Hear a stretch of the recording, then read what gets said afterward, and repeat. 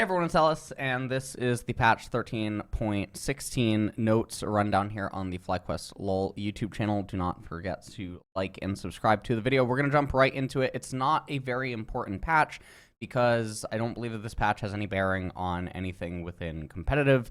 I believe Asia Games is being played on 13.15, I think. I'm not so sure about LCK Gauntlet, and that'll obviously take place a couple of weeks from now, once LEC, LCS, and LCK summer seasons and championship season has concluded. So we're just going to go right into it. Akali, Q energy cost decrease, base damage increase, Q 5-point strike, 130 to 70 to 110 to 70 damage, 40 to 140 plus 65% AD, 60% AP, 45 to 145 plus 65% 60% AP. So the base damage on it is just going up by a little bit, and obviously she typically casts this twice. So early game, it's much more spammable ability. This is actually a really big deal back when Akali used to be very prevalent inside of the meta. She used to have the energy cost being obviously way lower, and this is the second base buff that this ability has actually received. So Akali has actually gotten quite a lot of buffs in a very, very small time frame. So obviously Riot trying to force Akali to come back for Worlds or something of that nature. And yeah, that is that's a little bit bizarre. I'm gonna be totally honest with you. So if you guys remember 5-point strike, the base damage on it was actually increased from 30. So now it's going to 45. So It has had a 15 damage at rank 1 base increase in the last 5 patches. Absolutely absurd buffs for an extremely spammable ability, and now they're making it even more spammable with the energy cost. So they are indeed forcing Akali. Brand, passive mono restoration increased, Q AP scaling increased, EAP scaling increased, and alright, so contrary to popular belief, Brand has not been on fire in solo queue, especially in mid lane. Well, many players opt to play Brand as a support. I also want to make sure he's still a viable mid lane option. So passive Ablaze, mono restoration 20 to 40 to 30 to 50 based on level. I don't think it says what the level is. Yeah, it doesn't say on this website anyways. So interestingly enough, with Brand, with the Lost Chapter changes, and now with the mono restoration, it is near impossible to shove him out of mid lane. And his range is really, really, really long. I think that's one of the things that a lot of people don't realize about Brand is he's like sort of a pseudo-artillery mage in regards to how much range he actually has. He has a lot of setup, he has very, very strong AoE, and his CC becomes really obnoxious once his ability haste actually gets relatively high, and once he gets Rylai's, everything just becomes very, very nightmarish for trying to teamfight against him because just one R applies a very big problem to your entire team. So it's interesting, and actually he's getting more buffs than I believe that he was scheduled to get in the PBE. So Q Seer, the magic damage is not going up base-wise, but it's going up by 10% AP, so not 5%, 10% AP. And the E conflagration is going up by 10% AP. Now, the thing about Brand is he's going to end up getting Liandry's, and then he will get Rylai's, and then after that, typically he would get a magic pen item. Now, he doesn't have the highest of AP ratios, so death cap on him, it's not necessarily the greatest, and also the items that he's going to end up getting are not, you know, just Omega AP stacking. So in that regard, maybe he's going to get like a Void Staff or something, and if not, then he can get Shadow Flame if the opponents just don't have any magic resistance. At that point, you're looking at around 300 ability power on Brand, and so the way that you can actually read this is that his Seer is going to get, you know, 10 extra damage in mid-late game fights. It's going to get 20 extra damage in the early mid-game fights is one of the ways that you can look at this, and then obviously E-Conflagration is getting the same exact thing. So his combo is getting quite a bit more damage, even in the early stages of the game when he doesn't have that much going on. I mean, I guess if he's comboing you twice or something, he's going to get an extra auto attack, but ultimately not super, super big yet. But I will say that he is borderline. I mean, he already kind of is viable, but it does help. It does help quite a lot, especially with the control mages in mid right now. Caitlyn, passive attacks per headshot is reduced from 7 to 6. So this is, I mean, this is obviously nuts. They're trying to force Caitlyn. You guys already know about the other changes that they've given Caitlyn. They're all doing this because Saber has quit League. Let's just be honest here. They're trying to claw him back in because no one ever truly quits League of Legends. That's just the way that it works. So they're trying to push the Caitlyn buffs, and Caitlyn definitely a good champion, fun champion to watch at Worlds, just because she has a very fast-paced gameplay. And so I can understand why Riot would maybe be trying to force Caitlyn to come back, especially because a lot of the supports that go with her are generally somewhat exciting and explosive, such as Lux, and they create highly volatile game states and even laning phases. So I don't mind it at all. Ekko, Q initial base damage increased, slow increased early, W base shield value increased, Q time warp. Initial magic damage is also going up by a base rank of 10, okay? So he's just getting 10 more damage on his Q early, which makes no sense whatsoever. And now slow 32 to 60% to 40 to 60%. So eventually the slow will end up being the same. The really big thing is that it strips almost magical boots from you. Even in the early stages, so you are not getting away from his early game combo if he slows you. It's not happening. This is kind of ridiculous, the Ekko buffs that he's getting. W parallel, convergence, shield strength. The shield strength doesn't really matter. The shield strength going up matters a little bit. I would say that it matters a little bit more for jungle Ekko, I guess, just for tanking the jungle camps. Definitely in mid lane, he can use this while like CSing and stuff, but it's really not the end of the world. It's giving him an auto attack extra of HP every time he's going to use parallel convergence. It's not super big. It's just a buff that they can, I guess, give him. So that is all that is going on there for Ekko. Now, Ekko is one of those champions that he's always going to have a poor solo queue win rate unless he's Giga overtuned, and I think that that's totally fine because I think that he's one of those champions that excels a lot at really knowing what's going on, damage foresight, and elite level of play. In those areas, he's borderline viable in some ways, but no one's ever obviously going to pick him, and the spots where he's going to be able to be picked is a little bit fringe, so it is going to be difficult for Riot to figure out what they're going to do to make him just overall more viable. Karma, QAP scaling increased, ultimate QAP scaling increased, R cooldown decreased, Q inner flame 70 to 270 to and 40%, 270 to 270 plus 50%. So it's just getting a 10% AP buff. The thing is if Karma goes full enchanter, she has no AP, so it doesn't matter. It's fake news. This is obviously fake news even for support Karma, who does not really get a lot of AP. So all of this doesn't really matter. The ultimate empowered Q damage, so this is the explosion and stuff, is also going up by 10%.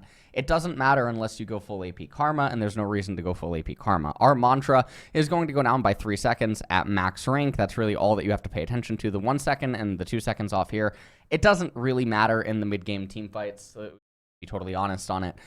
You're ultimately... Yeah, I mean, you're getting two things off. It's really once she has obscene amounts of ability haste and stuff, which is going to be the hyper late stages of the game, that the 3 seconds, I think, is really going to matter. Lucian, passive on hit damage increase, passive light slinger. So 15, just going up to 15. Bonus magic damage on hit, it is just going up. So, I mean... That's okay. Lucian obviously has fallen out of popularity, especially with the Nami tag that ended up happening, and other marksmen are just existing. So that is one of the things that is going on. So Lucian, one of the champions being flexed sometimes, even into mid lane in some matchups, but I just don't think that he should be getting flexed in those matchups. I think that when you're looking for like Lucian spots in mid lane or top lane, Axiom is just a much better champion to be playing, and that's the way that it should stay. Lulu, health growth is increased, QAP scaling increased, EAP scaling increased. Okay, so health growth is going up by 4 per level. So, you know, at first recall or something, she gets like half an auto attack worth of HP. And in the later stages of the game, you know, I mean, okay, she's a little bit tankier. Q Glitter Lance, 70 to 210, 40% AP to 70 to 210 plus 50% AP, but again, she doesn't build AP. And then E help picks, 80 to 240, and then again, 10% AP. So Riot is doing the same thing that they did with Alistar way back in the day. Alistar actually was a little bit more serious, though, because Alistar, I think, was really on the cusp of being able to have AP builds be actually viable on him. But what they're doing here is they're providing these champions that can't really build ability power with very meaningless buffs. And even if you do build a little bit of ability power, the buff to it is 10%, which means that you're getting a very negligible amount of damage. It would not cause you to suddenly start playing this champion. These are not hyper spammable abilities until way later on inside of the game, and even then the damage is going to be extremely negligible, and there's nothing being added to the base damages, so that's the way that you got to look at it. Finally, something that I probably had a hand in. So I woke up to a lot of messages from some friends about this change. This is something I have been complaining about for probably a year and a half. I've actually complained to Riot. I've taken screenshots. I've taken videos about minions falling below the execute threshold, but then not dying. And sometimes you actually do everything right in lane as Malzahar with E and W, but you miss all the CS. And it was really painful. And there was one game I know I was playing on stream a couple of weeks ago, and I missed an entire cannon wave with E and W. To my own minions. So it was I don't even know the percentage odds of that, but it was bad. So I said that a lot of the tick rates in League of Legends are actually not half a second. Half a second is actually a pretty long time when there's lots of minion volleys coming in. So the thing with Malefic Visions is it checks every half a second, and I actually recommended that it should move to 0.25 or even 0.1. It should check for the execute. So this is interesting. Minion execute threshold 15 to 45 based on level 210 to 30. So this doesn't matter because you're just looking for the execute. Now the damage tick rate actually coming out faster is a generic buff in general though. Because this means that the damage comes out quicker for Malzahar. So in races and stuff, and when you're like looking for faster resets, the damage is actually coming out quicker. So that is kind of nice. So the total damage dealt is the same, but the DPS is increased, which is interesting. So he actually got a buff to his trading, in addition to now his CSing is also going to be increased and be better. So if you were CSing on Malzahar, your average CS per minute each game now should actually increase, because if you were averaging 8 CS or 9 CS per minute or 10 CS per minute, there's a good chance you're actually missing a lot of CS, because that's just the way that his E and W works when it's trying to CS. And so now that should increase. So that's kind of nice. And as a byproduct of this, for people that don't realize, how much getting a little bit more added to your CS per minute can actually affect things. It can alter your recall timings when you get a mythic, when you get a recipe component item, when you can come off of base faster, right? And when you get back onto the map. And that allows you to accumulate more gold and do a lot of stuff. Q, Milio, or Milio Q, damage increase, E-shield increase. So the really big question here is, can Milio, so his base damage on his ability is down. Oh no, sorry. His base is down at rank 1, and then it starts going up at rank 2. Okay. So all right. So his base scaling has become absurd. It has another 70 damage now at max rank, and then it has 30% more AP. Now, the thing about this is Milio, if anyone plays Milio, pure support Milio is nerfed. That's just the way that this is, because the way that pure support Milio works is typically level 1, he'll end up going like W in nightmare situations, or he'll go E, right? Very rarely will you ever go Q rank 1. Then after that, you'll put a point in E or Q. And then after that, you'll put a point in W, E, or Q. And then at that point, you'll put 3 points into E, and then you'll max W so that you have the max range increase for mid-game. And then you'll go back to putting points into E, because it's the most bang for your buck, because supports never hit, level 16, they never hit 15, 17, 18, etc. So the thing is this is it's fake news for real support Milio, because he will never put points in Q. Now, guy in chat would probably say, well, now with the magic damage changes, you're going to put points in Q so that you deal damage. No, I don't think that on a 12-second cooldown ability, when you have no ability power because you're support Milio, are you going to put points in Q so that the base damage is actually higher, and then your E and W value is significantly lower, and then because your W value is significantly lower, it means that the ally that you're empowering with the increased range is actually landing less auto attacks, and then as a byproduct of that, they're actually dealing less damage, which is significantly more damage than your Q can ever deal. That's not gonna happen. The real question is, can Milio go mid lane? That is all that matters.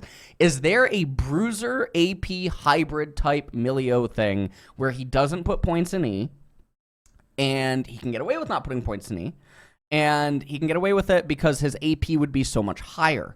So because his AP would be so much higher, his W heal and his Q and everything, can Milio be a bruiser in mid lane? This is the big question. And if the answer is no, then these changes ultimately don't really matter. Getting the 5% AP, Milio lost a lot of damage on his passive, guys. He lost so much damage. So even when that Milio existed, he wasn't actually totally broken. He had some really broken pairings, and then people would draft really poorly into him. But his damage was not obscenely broken. It was more so the combos that he was playing with. The reality is while they're giving him a lot of damage back here, it's still overall less damage than Milio used to provide to the team if you just run the numbers on his old passive with his allies.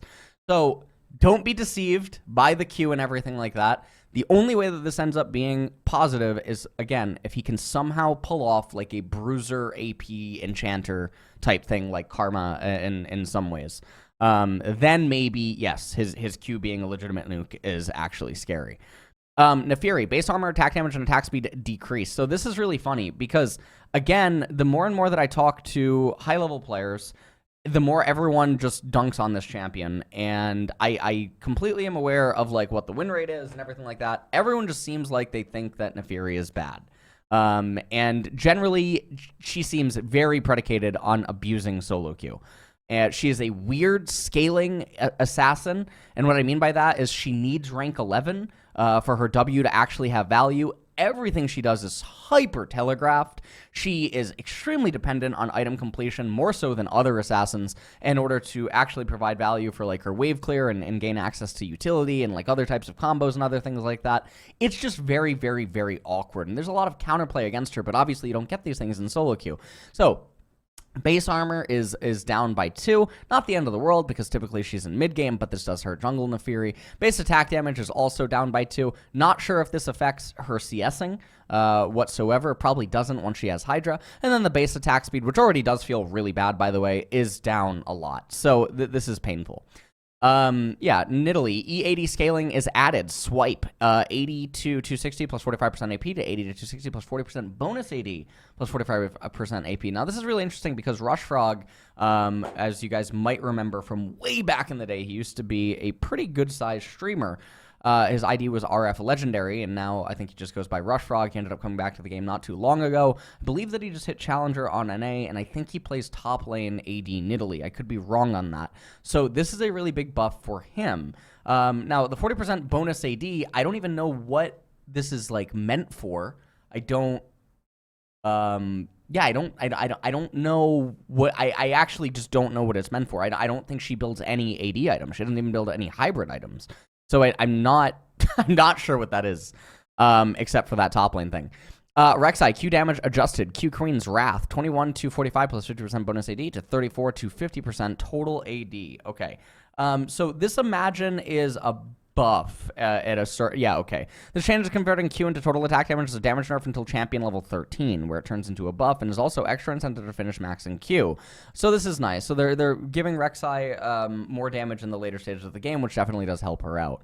Shaco, base mana regeneration decrease, W mana cost increase. Mana regeneration 7.15 to 6, W Jack in the box, mana cost 50 to 70 at all ranks. So I think this is a horrible change. Now let me tell you why I feel like this is the case. So they're doing this to try to hurt support Shaco. That is what their main goal is. Now the thing is that Shaco has other roles where he gets played in. Sometimes, very rarely, he gets played in mid lane. But typically, top lane and jungle are actually roles where Shaco will appear. And you have like Pinkward, the streamer, he plays AP Shaco in top lane, and then obviously jungle Shaco gets hit by this no matter what variation he's going to end up going, whether it be AD or AP. The change that Riot should have done in order to curb AP support Shaco should have been that if W damaged a minion within the last 3 seconds or something, it provides a mana refund. Or you know, something like that. It would have to damage a minion. Or if W last hits a minion, or if W does something to a minion, he gets a mana refund.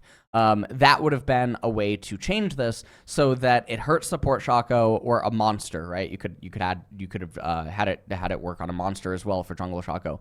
That would have made it so that top jungle and mid lane Shaco are unaffected, and support Shaco still ends up getting hurt. That, you know, some variation of a mana refund that involves minions and monsters and CSing, or, you know, dealing damage with Jack in the Box and stuff.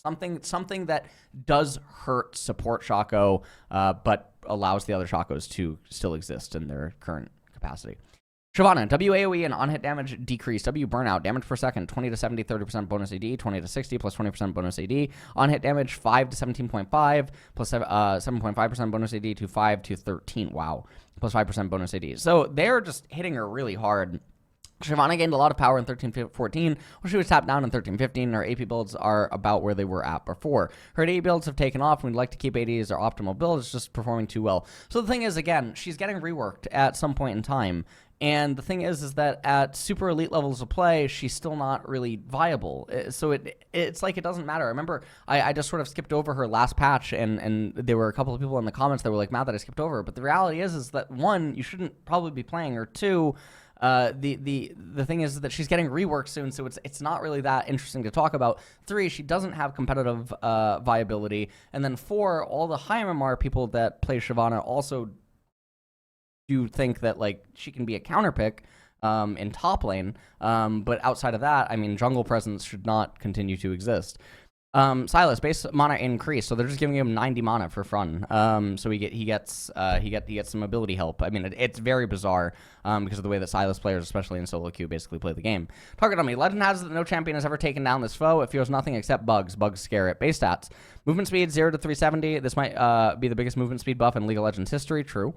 Minimum health 100 to 1. No living life a lot closer to the edge. Bug fixes. Maximum amount of single instance of damage the target dummy can take is no longer 900. Is now the dummy's maximum health -1. Okay. Okay. Tristana. All right. Base armor and armor growth increased. Okay. Base health and magic resistance decreased. So base armor is going to be up by 4. Armor growth going to be up by 0.3. Base magic resistance is going to be down by 2, and then base health is going to be down by 30. So I ended up saying that I feel like this probably balances out with, like, auto attack trades against Tristana in mid lane and top lane with the armor increases. I imagine that it balances out. It's really hard to imagine a world where this is unironically, like, a nerf. Yeah, I just don't think that it's a nerf. I think it's actually a buff in most cases. Like, sure, against, like, maybe Cassiopeia. Against Cassiopeia or something like that, yeah, it's probably a nerf in mid lane. Like, some of her really specific counters in mid that actually just don't do auto attack trades or something like that. Maybe it's a nerf in that regard, but I think overall it's actually a buff, which is weird. Wukong, mana regeneration growth increase, Q, mana cost decrease, W, mana cost decrease. Wukong is largely contested in pro jungle this season, but he hasn't been performing well in solo queue. 0.65 to 0.8, crushing blow, mana cost 40 to 20. W, warrior trickster 80 to 40 to 60 to 40. Okay, so the mana costs don't do anything to impact him. He doesn't actually have mana problems. He has a 2-item problem. He has a 2-item problem, and he has his initial getting going problem. He is extremely dependent on snowballing and getting kills, and if he can't snowball and can't get kills, then he's extremely dependent on the game being stable, which obviously does not happen in solo queue, but it does in competitive, in order to get to that 2-down breakpoint and then have coordinated engages. Okay, Axiom Arc, ultimate cooldown refund, 5 plus 40% lethality to 10% plus 40% lethality. Nice little buff. Now, I do think that this does move the needle into being more of a viable item. A lot of people know that when it was initially changed the way that it was, I tried going it on, like, Naafiri and others, and basically the conclusion was that you needed 2 takedowns a fight in order to realistically get your ultimate back up. Now, with the way that they did it, I'm wondering if you just need one legendary plus your mythic in order and 1 takedown in order to actually get the ultimate back up in a fight. And if that's the case, that would be super big. Especially if you're taking, like, Ultimate Hunter or something like that. Maybe that's the case. Duskblade of Drakthar. So it's not a nerf. I know a lot of people think that this is a nerf. It's not really a nerf. The chances that you were getting 2 Duskblade of Drakthar procs inside of a coordinated team fight and actually utilizing the second proc, that's the other asterisk involved in this, is so rare that it almost doesn't matter. If you're getting 2 Duskblade of Drakthar procs in a fight, you probably won the fight anyway. in most cases. The missing health damage is only down by 2%, which does not matter. The only thing that I guess you could argue that it matters against is like tanks in the later stages of the game, which I guess only affects like Aatrox and some very few other champions. But yeah, Duskblade Rakthar is still here, guys. Prowler's Claw, cooldown 10 to 5 seconds. Damage 85 melee, 65 range. To bonus to 85 melee, 65 range. 55 melee bonus, and 35% bonus for range. So they ended up buffing by 10% melee and 5% range the active. Now the thing is with Ingenious Hunter, champions that can spam dashes just basically get a brand new ability for free. Now, I do think that Riven is probably going to be the greatest user of this. Now, I just don't know how Riven gains access to Ingenious Hunter. Maybe she doesn't need Ingenious Hunter because it's just 5 seconds. But with Riven, obviously, you can spam this. So I think it's very disgusting because with Ingenious Hunter, this thing, you're going to get like 4 Prowler's Claws off in one fight, and then you have a 99% slow. It's just going to be really, really, really weird. The other thing about this is I guess you could argue is that Aatrox in theory could use it if he was going like Electrocute or something, because he can tie it into his combo. He can probably get 2 Prowler's Claw activations off inside of his combo, which is just 2 massive ability chunks because he is going to do his auto attack stab. So it is going to be interesting to see what champions use Prowler's Claw and Ingenious Hunter. That's going to be one area to look to break the game. Umbral Glaive. So lethality is going to go up by 3, and now Serpent's Fang is going to go up by 3. So one of the things that I immediately think of when I see the Umbral Glaive go up by 3. So I'm just actually checking this right now on my other monitor as Gengar waits patiently to see what ended up happening. Let me just catch history. This. Okay. All right. So, all right. So Yumu's Ghostblade. Now, obviously, this was the combo, right? This was the big combo. Was you would go Umbral Glaive and you would go Yumu's, and you would just run all over the map. So Yumu's Haunt lethality was reduced from 8 to 20 to 3 to 12. But now Umbral Glaive, which is the combo item that always goes with it, has now had 3 lethality restored. So realistically, you're still going to be missing 5 lethality from the combo, but this is one of the things that you do have to just keep in mind is that its combo item has now been buffed, and so when its combo item has been buffed, you have to go back to the nerf of another item and then ask yourself, is it in the same exact place that it once was when it was really strong? And these are like the mental notes that we have to basically play with Riot's patch notes and stuff in order to really figure out like what sort of things are always coming online. And I think people don't do this enough when they're assessing patch notes. We actually saw this on Twitter yesterday where people were trying to tell me that Blitzcrank's changes for 13-17 are a buff even though they're massive nerfs.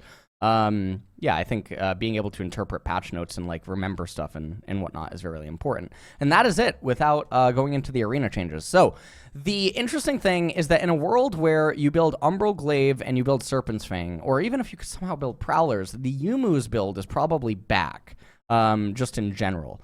So that is something to keep a mental note of on some champions. Now, for other things, competitively, there's basically nothing going on here. Realistically, the only thing that really matters is Milio. Malzahar is competitively viable, and Malzahar did get a really big buff. Outside of that, there's not really too many things going on. Brand is something that we have to keep in mind. Akali is being forced for Worlds, and so is Caitlyn. So Caitlyn and Akali are basically the cream of the crop from this because we know with certainty that pro players, they are both on their radar, and they are champions that are going to be gravitated towards immediately. After that, I mean, you have Brand, you have, I guess, Lucian's change is somewhat nice, but yeah, you have Brand, and then you have the big question surrounding Milio, and that is it for the patch rundown. It's actually somewhat of a sizable patch, but I do hope 13-17 is better, and I hope that the Worlds patch that we end up getting inevitably is going to be a lot better, and I will see you guys all in the next one. See you later. Bye-bye.